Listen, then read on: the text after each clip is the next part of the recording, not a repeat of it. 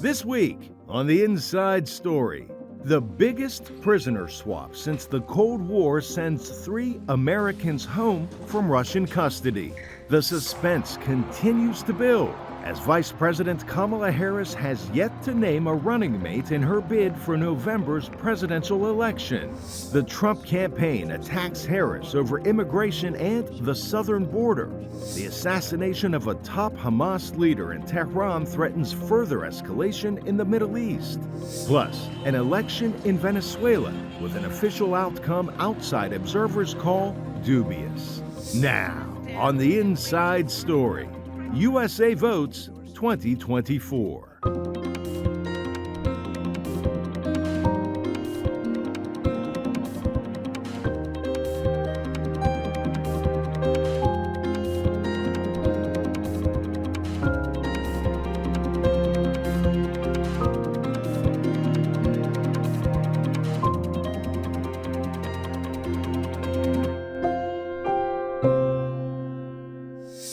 In an historic deal, Americans, including Paul Whelan, Alsu Kermesheva, and Evan Gershkovich, are freed from Russian prisons. The swap involves 16 political prisoners exchanged for 8 individuals requested by the Kremlin. With Liam Scott and Christina Casiedo-Smith, Jessica Jarrett has the story. Touching down in Ankara, Turkey Thursday, a deal not seen since the Cold War. Today we're bringing home Paul, Evan, Alsu, Vladimir. 3 American citizens and 1 American green card holder. All 4 have been imprisoned unjustly in Russia. Among those headed home from Russian prisons, journalists Evan Gershkovich, Alsu Kermesheva, and former US Marine Paul Whelan, and Pulitzer Prize-winning columnist Vladimir Kara-Murza. In total, months of negotiations secured the release of 16 people, including 5 wrongfully detained Germans and 7 Russian citizens, in return for 8 Russians held in the US, Germany, Poland, Norway and Slovenia. Flanked by the families of the Americans unjustly held, President Joe Biden says the deal is down to a, quote, feat of diplomacy and friendship. Multiple countries helped get this done. They joined the difficult, complex negotiations at my request. And I personally thank them all again. Top of Moscow's list, Vadim Krazikov, a convicted killer who was jailed in Germany. Whelan is the longest detained American in Thursday's swap. Arrested in Moscow in 2018, the veteran had been serving a 16-year prison term in a penal colony. Both he and the US have rigorously denied the spy charges against him. Wall Street Journal reporter Gershkovich was also imprisoned on espionage charges that he vehemently denied. The Moscow correspondent had spent 490 days in prison, and Kermesheva spent nearly 10 months in prison. The Prague-based editor works for VOA's sister network, Radio Free Europe, Radio Liberty, or RFE-RL. Russia has designated the independent station a so-called foreign agent and undesirable, which, under the country's law, carries an increased threat of legal action. It is very risky for many journalists that we employ. And they are really on the front lines and putting their lives at risk all the time. As families and supporters of those freed celebrate, analysts say Russia's targeting of critics and media is cutting audiences off from rare sources of independent news. With Liam Scott and Christina Caseda-Smith in Washington, Jessica Jarrett, VOA News. Meanwhile, supporters of Vice President Harris are eagerly waiting to hear who she will select as her running mate. With fewer than 100 days before Election Day, both candidates are on the campaign trail. We begin our coverage with Scott Stearns, who looks at the state of the race and what voters are saying about the candidates. Republican candidate Donald Trump told supporters in the key swing state of Pennsylvania that his likely Democratic opponent is a fraud. The radical left Democrat Party bosses have installed a puppet candidate to fight only for themselves. Kamala Harris got 0 votes.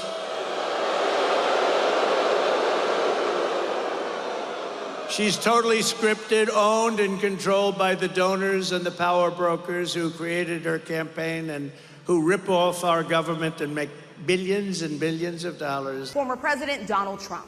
Earlier in the day, Trump had a contentious meeting with black journalists where he questioned the racial identity of Harris. whose mother was Indian and her father is black. She was always of Indian heritage, and she was only promoting Indian heritage. I didn't know she was black until a number of years ago when she happened to turn black, and now she wants to be known as black. So I don't know, is she Indian or is she black? Harris has long self-identified as both black and South Asian American.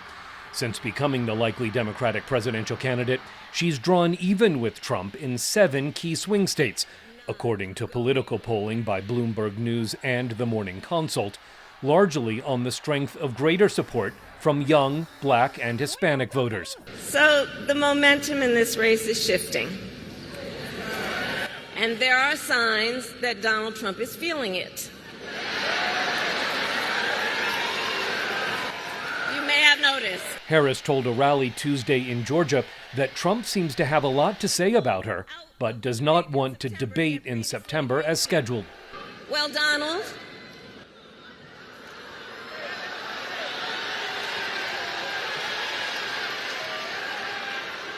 I do hope you'll reconsider to meet me on the debate stage.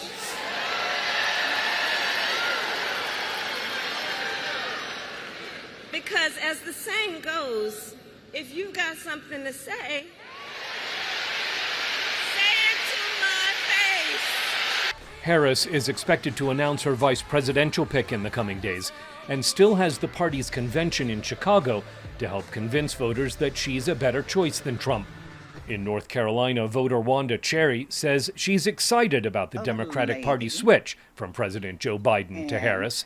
I'm glad that the president realized that we need somebody younger to run the country, somebody that has the smarts and the willingness to run. Georgia voter T. Stanley does not believe Harris is ready to be president. First, her being the candidate, this is like horrific to me because, first of all, she's not prepared to be president, and it seems like she's already president now. Georgia voter Phil Ownby says Harris has reinvigorated the presidential race. I will vote for her, and I'm excited to do so. I generally think she may be a little liberal on certain issues, but in order to safeguard our democracy, I definitely vote for her. In California, voter Marina George says Trump's support is strong enough to defeat any challenger. Even with Kamala Harris coming in, anyone they put, they're not going to win. It's just making the Democrat Party break apart even more and faster, and everything that they're doing is good for the Republicans. Nationally, the Bloomberg poll shows Harris and Trump in a statistical tie with fewer than 100 days to go before Election Day. Scott Stearns, VOA News. Republicans are now focusing on Vice President Harris's work on immigration, especially since she is likely to be the Democratic nominee. Former President Trump and other members of the Republican Party have begun calling Vice President Harris, quote, Biden's border czar, a title immigration experts say is fabricated. For more on this, here's VOA immigration correspondent Alini Barros. Republican presidential nominee Donald Trump has switched his focus to Vice President Kamala Harris, his likely opponent in the race for presidency, criticizing her record on immigration. She wants everybody to have amnesty. Then Joe Biden made her the border czar, and that's when it really got bad. She launched a colossal illegal alien invasion of a country. She said, come on in, remember? Illegal immigration is the leading issue among Republican voters, and the Trump campaign tries to link Harris to Biden immigration policy by calling her his border czar. She was never named a border czar. In fact, the border was not her issue priority at all.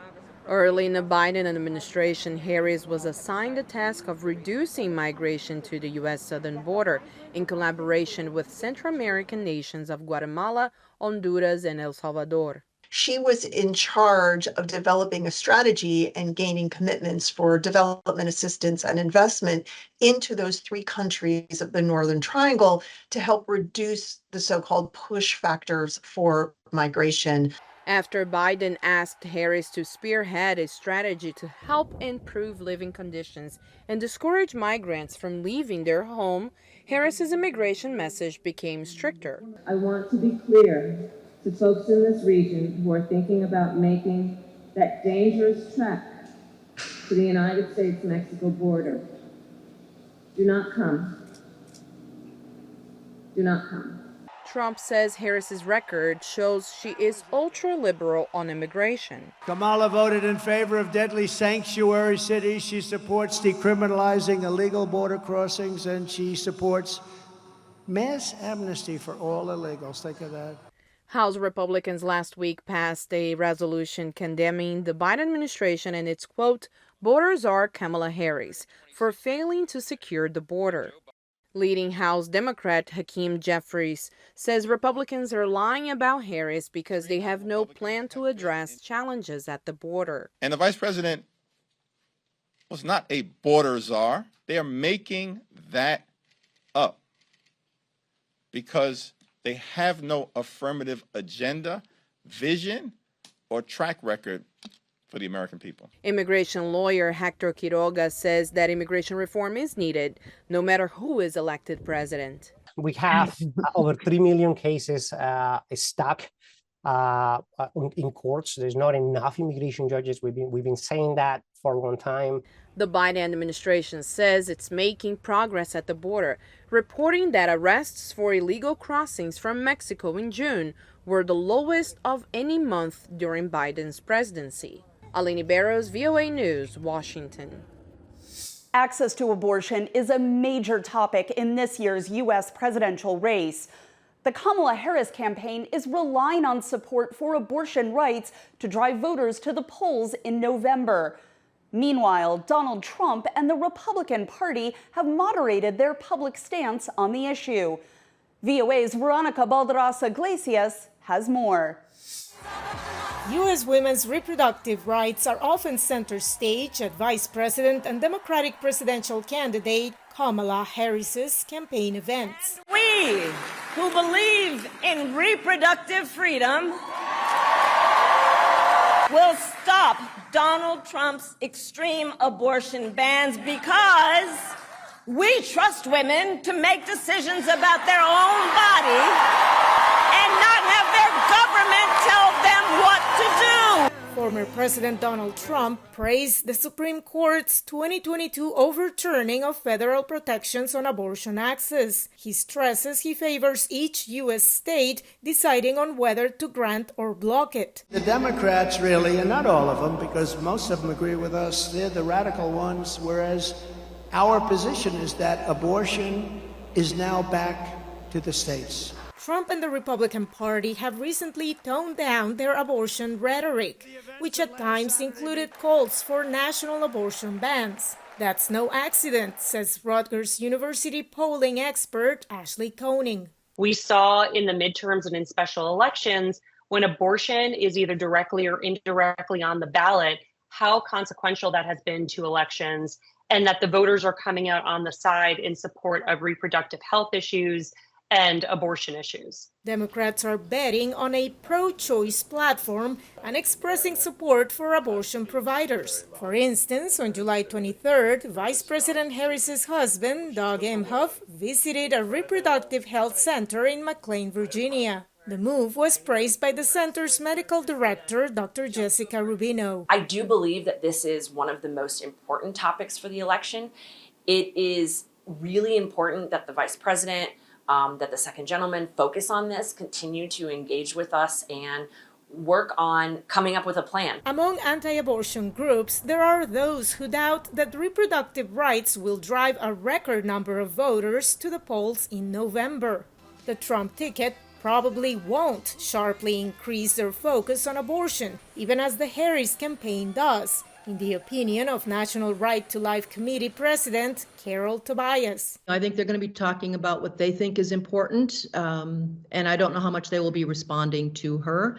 I think they definitely have to talk about the unborn child being a member of the human family, that deserves protection. Analysts expect the Trump campaign will continue to prioritize the economy when courting voters, as historically that has been Americans' top concern in presidential elections. Veronica Valderas Iglesias, VOA News, McLean, Virginia. The acting director of the U.S. Secret Service called the attempted assassination of former President Donald Trump a failure on multiple levels, further describing it as shameful. Tuesday in Washington, Ronald Rowe testified before U.S. lawmakers on Capitol Hill.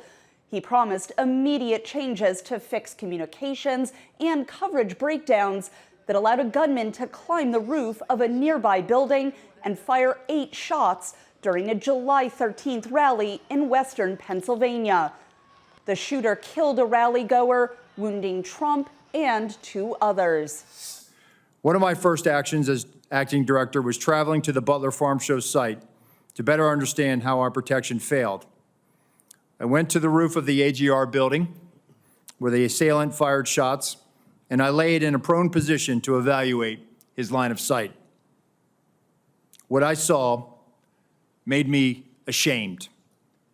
As a career law enforcement officer and a 25-year veteran with the Secret Service, I cannot defend why that roof was not better secured.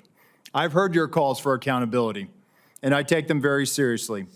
Meanwhile, the ongoing investigation into the shooter, Thomas Matthew Crooks, has yet to determine why the 20-year-old tried to kill former President Trump. FBI officials who briefed reporters Monday said Crooks appears to have made significant efforts to conceal his activities, which may have begun more than a year ago. Fears of escalating an already deadly regional conflict followed last week's rocket attack that killed 12 children on a football field in northern Israel. The United States said it was not involved in the assassination of Ismail Haniyeh in an overnight strike in Tehran, while the Hamas political leader was in the country to attend the Iranian president's inauguration. Haniyeh is the second leader of a militant group reported to have been assassinated this week following the killing of Hezbollah's most senior military commander in Lebanon. Linda Gradstein reports from Jerusalem. Israel has stepped up security at its embassies around the world and warned citizens to be on alert after Hamas political leader Ismail Haniyeh was assassinated in Iran, allegedly by Israel. Israeli analysts say the operations against both a senior Hezbollah commander in Beirut and Ismail Haniyeh in Tehran were victories for Israel, but will trigger retaliation. But pay attention to the fact that both sides are trying to find a modus operandi or kind of retaliation or kind of operation that will be strong enough to make a statement but not escalate to a full-scale war. Yadlin says both operations help to rebuild Israel's image as a strong country with intelligence capabilities, an image which was shattered in the Hamas attack on Israel on October 7th. Haniyeh, who was the political leader of Hamas, had been living in Qatar. In April, an Israeli airstrike killed 3 of his sons in Gaza. Palestinians in Gaza say his death will make them more committed to fighting Israel. The Israeli occupation falsely believes that by assassinating leaders of the Palestinian resistance, it will damage the resistance capabilities or its ability to function. We've witnessed the assassination of a number of Palestinian resistance leaders, but the resistance has grown, multiplied, and gained more power to target the Israeli occupation. This is what was happening, and that is what will happen after the assassination of Haniyeh. The assassination comes amid talks for a ceasefire between Israel and Hamas, which could lead to the release of at least some of the 115 hostages still being held in Gaza. Some analysts said the killing of Haniyeh may further weaken Hamas in Gaza. So Hamas in Gaza is slowly losing its relevant capabilities. It will remain in Gaza. It's strong. It can force Gazans not to cooperate with Israel. But as a military organization, slowly, Israel is making it irrelevant. However, he said Hezbollah remains a strong military organization and could present a serious threat to Israel. There was also concern that Iran could respond directly to Israel since Haniyeh was killed in Iran. In April, Iran fired hundreds of missiles directly at Israel, and Iran has used proxies, including the Houthis in Yemen and Hezbollah, to attack the country. Linda Gradstein, VOA News, Jerusalem. Now we turn to South America, where Venezuela recently held a presidential election. Large numbers of Venezuelans participated in the election, but the process has been highly controversial. Many believe it was impossible for incumbent Nicolas Maduro to win a third term, given that outside observers had him losing by a landslide for much of the day. The skepticism led to street protests, and according to hospital officials, there were some fatalities. The international community is now calling for an independent verification of the vote counts. From the State Department in Washington, VOA's Celia Mendoza reports. Protests erupted in Venezuela hours after the National Electoral Council, which is loyal to the ruling party, declared incumbent President Nicolas Maduro the winner of Sunday's election. Recibo esta credencial. I received this credential, constitutional and legal, from the authority in charge of electoral matters in Venezuela, the sovereign electoral power of Venezuela, which has issued a ruling that I accept humbly. National Electoral Council President Elvis Amoroso said that Maduro received 51% of the vote and that Edmundo González Urrutia received 44%. González became the candidate after the government barred opposition leader Maria Corina Machado from running. Edmundo González Urrutia got 70% of the votes in this election, and Nicolas Maduro received 30% of the votes. Machado says her results are based on tallies the opposition campaign received from representatives stationed at about 40% of ballot boxes. The claims of election irregularity have drawn attention from the international community, including U.S. Secretary of State Antony Blinken, who expressed his concerns about the validity of the results Monday during his visit to Tokyo. It's critical that every vote be counted fairly and transparently, that election officials immediately share information with the opposition and independent observers without delay, and that the electoral authorities publish the detailed tabulation of votes. In a letter, Argentina, Costa Rica, Ecuador, Guatemala, Paraguay, Peru, the Dominican Republic, and Uruguay shared their profound concern about the vote and requested an urgent meeting before the Organization of American States. But one analyst says internal, not external pressures may be needed to effect change. I think change, if it happens, is going to have to come within Venezuela rather than from abroad. And I don't think this is over just yet. Maduro doesn't rule alone. Both he and key figures in his inner circle know that he's not going to be able to govern a country in flames. On Monday, Venezuelan Attorney General Tarek William Saab accused Machado and other opposition members of attempting to hack of the country's electoral system. No evidence has been provided. I think we're going to see greater and greater repression in the next few days in Venezuela. So far, we've already seen attacks against Maria Corina's campaign and threats against her person in recent months, and I think the government's likely to escalate that. On Monday, Panama's President José Raúl Mulino announced a break with Venezuela. El gobierno de Panamá anuncia el retiro del personal diplomático de Venezuela. The Panamanian government announced the withdrawal of diplomatic personnel from Venezuela and the suspension of diplomatic relations until a complete review of the minutes and the computer system of the vote count is carried out. Bolivia, Honduras, China, Cuba, Iran, and Russia have recognized Maduro's victory. But Ramsey notes that other nations in the region are less complacent towards the president. We're seeing governments in Latin America start to recognize that this is not a left-right issue. This is about democracy or dictatorship. Ramsey says the protests in Venezuela now are just a drop in the bucket compared to what's to come. Celia Mendoza, VOA News, State Department. I'm Katherine Gibson. We'll see you next week for the Inside Story.